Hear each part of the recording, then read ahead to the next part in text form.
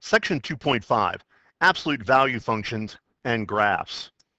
An absolute value function is a function of the form of f of x equals the absolute value of mx plus b plus c, where m cannot equal 0. Of course, m is our slope. The graphs look like angles or the shape of a V. So they look like the letter V pointing up or down. The vertex of a function is a point where the function reaches a maximum or a minimum value. So if my graph looked like this V pointing up, the vertex, which is where the left side and the right side meet together or intersect, this is known as the vertex. And in this graph, that vertex is the lowest value in my function. Therefore, that would be a minimum. Where my V is pointing down, again, the left side and the right side intersect at the vertex. Here, my vertex is the maximum value in the graph. In general, we can find the vertex and its location by substituting these values to find the ordered pair of the vertex. Here, the x-coordinate is determined by the negative value of b divided by m in our function, and our y-coordinate is determined by what is being added or subtracted to our absolute value section. Let's take a look at the procedure to graph absolute value functions. Number 1, copy the function. Number 2, determine the vertex, and we want to use the formula on the previous slide. Number 3, create a table of values.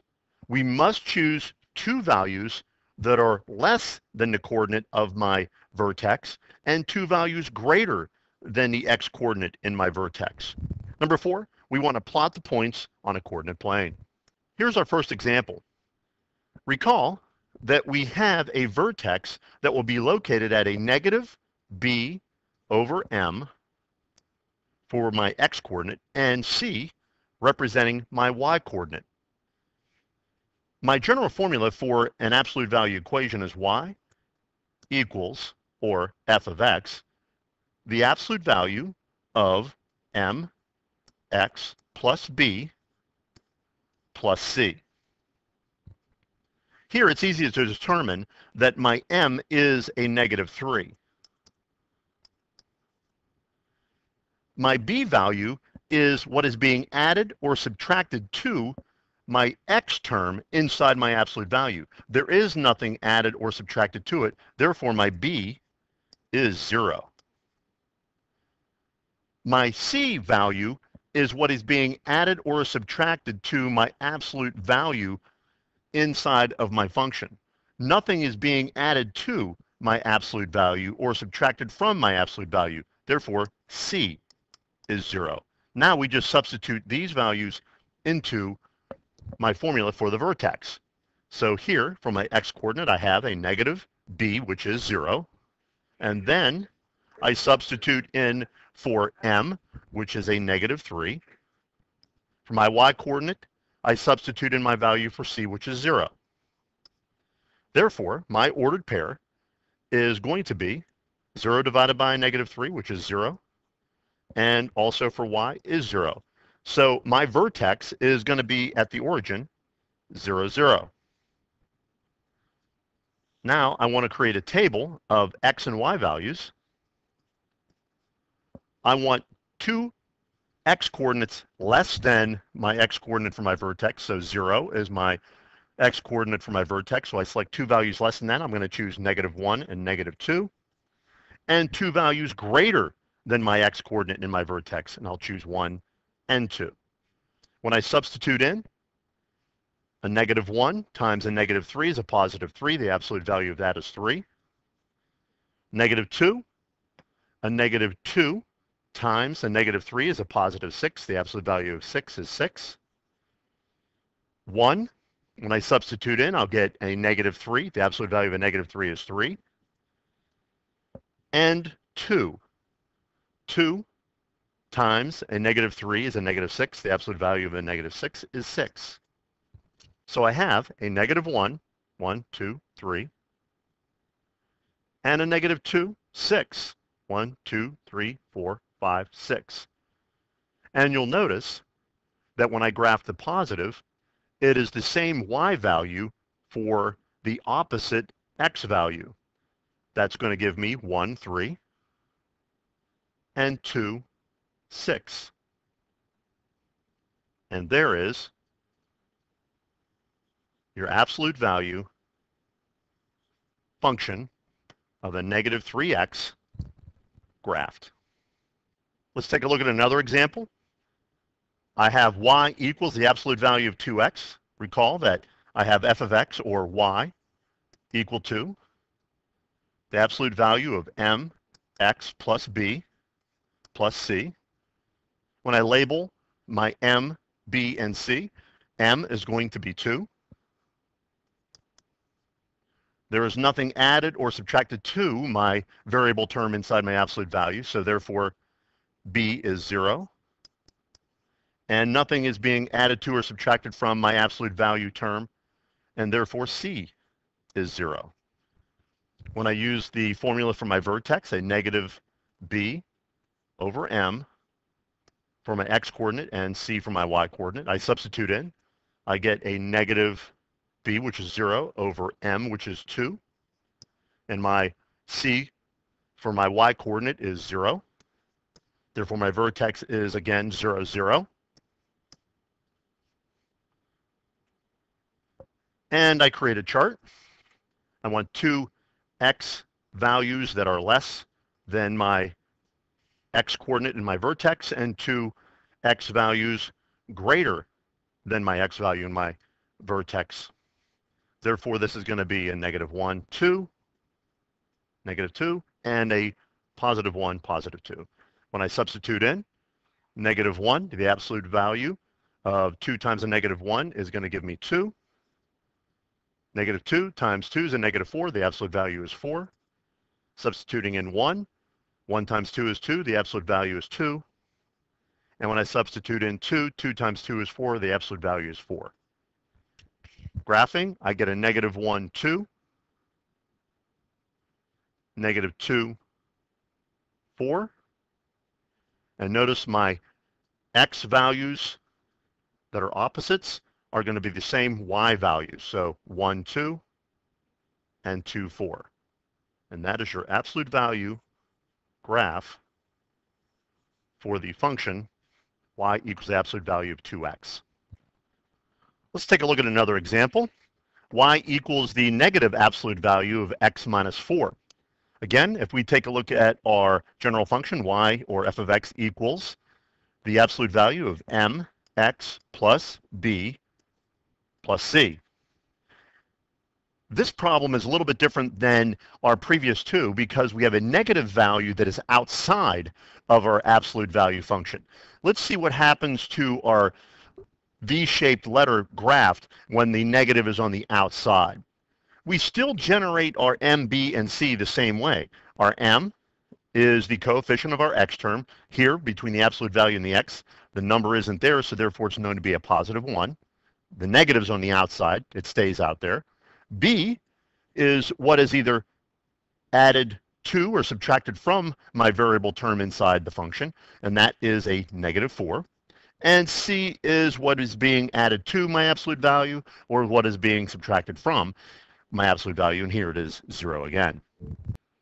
So our ordered pair for our vertex is a negative b over m, and that is the y-coordinate for C. And when I substitute in, I'm going to get a negative b, which b is a negative 4, over m, which is 1, and c, we substitute and we get a 0. So my vertex is going to be negative times a negative is a positive 4, comma 0. That would be at 1, 2, 3, 4, 0. Now I want to create a XY table.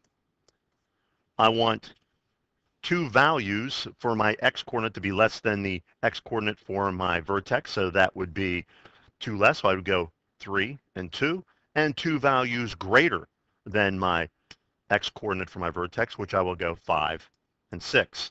When I substitute in, I'm going to get 3 minus 4, which is a negative 1. The absolute value is 1, but that makes it negative on the outside. 2. 2 minus 4 is a negative 2. The absolute value of a negative 2 is 2, but that makes it a negative 2. 5. 5 minus 4 is 1. The absolute value of 1 is 1, but that makes it a negative 1.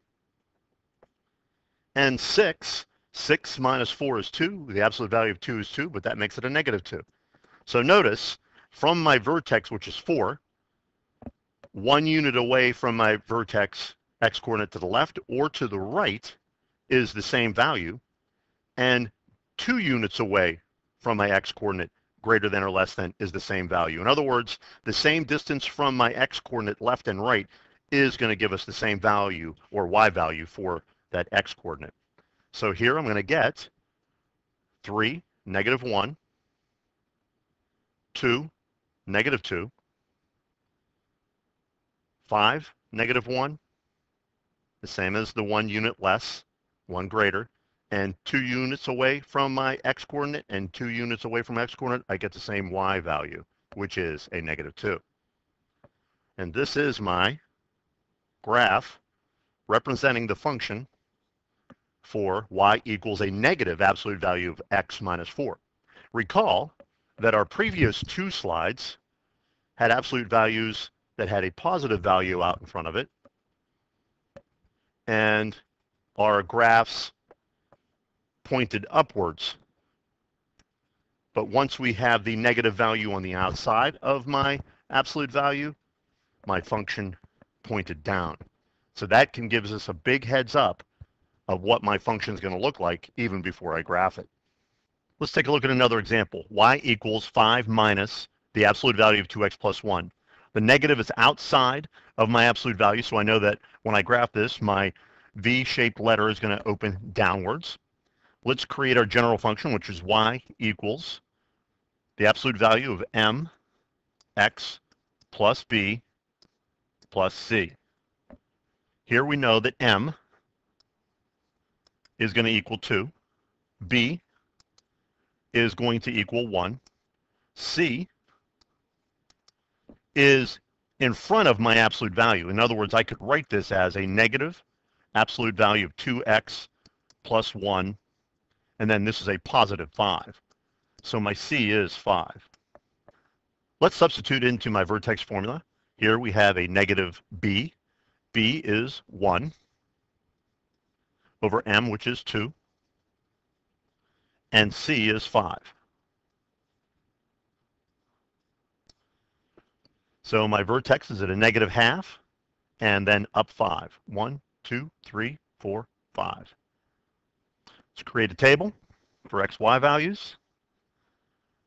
I want 2 values to the left on my x vertex for the x coordinate, and 2 values to the right of my x coordinate in my vertex.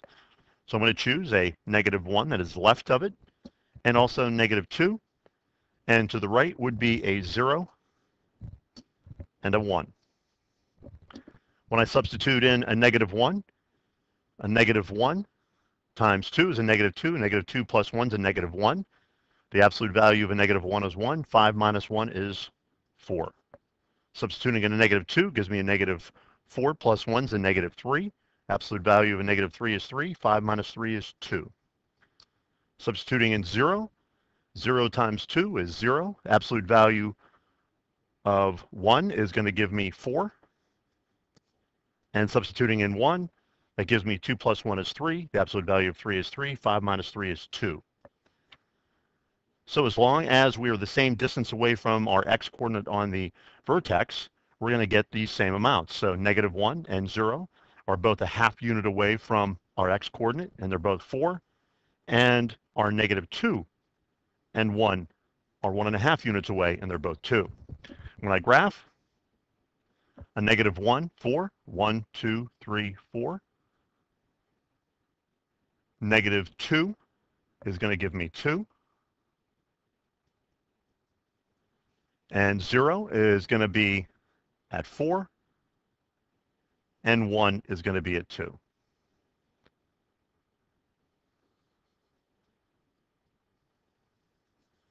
And this is the graph of my function y equals 5 minus the absolute value of 2x plus 1.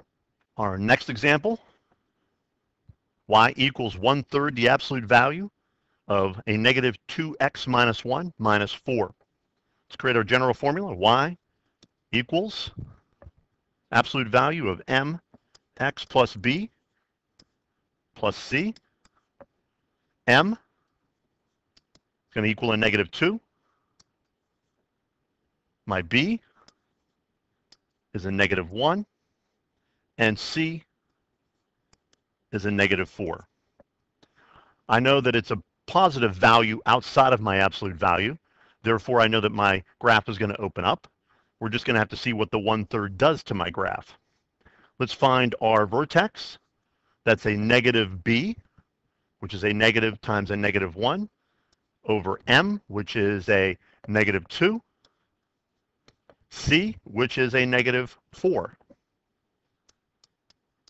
Simplifying, I'm going to get a positive 1 over a negative 2, so it's negative 1/2, negative 4.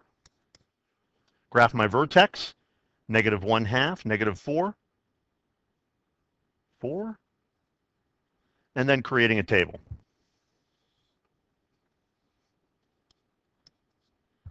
I've completed our table, but recall that we have to select two values to the left of our x coordinate in our vertex. I chose negative 1, negative 2. And two values to the right of our x coordinate in our vertex. I chose 0 and 1. Notice a negative 1 and 0 are the same distance away from that negative 1/2, and we have the same y value. And negative 2 and 1 are the same distance from a negative 1/2, and we get the same y value. When I substitute in, I got the corresponding y values, and now I'll just graph. I'm going to have a negative 1, negative 3 2/3, and 0, negative 3 2/3. And at negative 2, I'm going to get a negative 3. And at 1, I'm going to get a negative 3. So when I graph,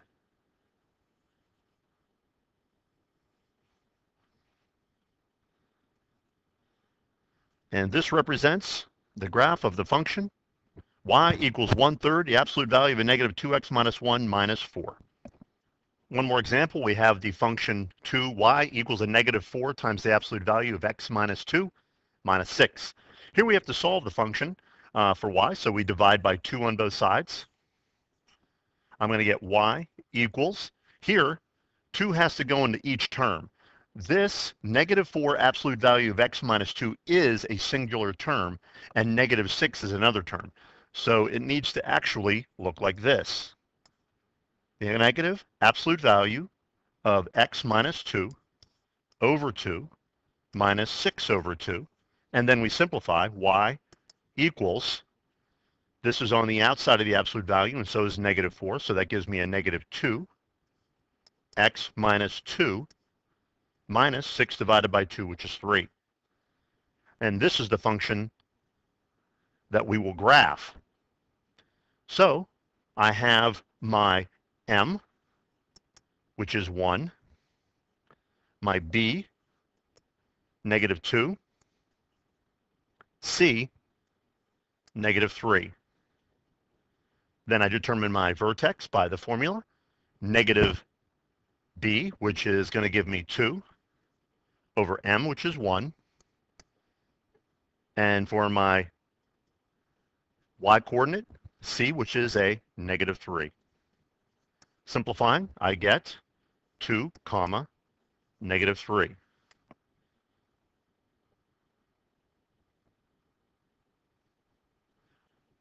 I create my table of values. I select two values to the left of 2 and two values to the right of 2. I've chosen 0, 1, and 3, 4. Notice that 0 and 4 are 2 units away from 2, and they get the same y value. And 1 and 3 are both 1 unit away from 2, and they have the same y value, negative 5 for both. I graph 0, negative 7, 1, 2, 3, 4, 5, 6, 7. And I have 1 at negative 5. 1, 2, 3, 4, 5. And for 3, I'm going to get a negative 5. And for 4, I'm going to get a negative 7. And this represents the graph of my function 2y equals a negative 4 times the absolute value of x minus 2 minus 6. When solving problems from 29 to 32, it's a section on matching a function to a graph. When doing so, we know that when I have a negative outside an absolute value, my function is going to open downward. And when we have a positive outside my absolute value, it's going to open upward. That will at least determine which graph you can choose if I have a negative or positive in front of my absolute value. Another thing that you can do is when choosing these matching equations, we need to find the vertex to determine the correct graph also. So the two keys are whether it's positive or negative outside my absolute value, and also to determine the vertex of the function. So keep that in mind when solving those problems from 29 to 32.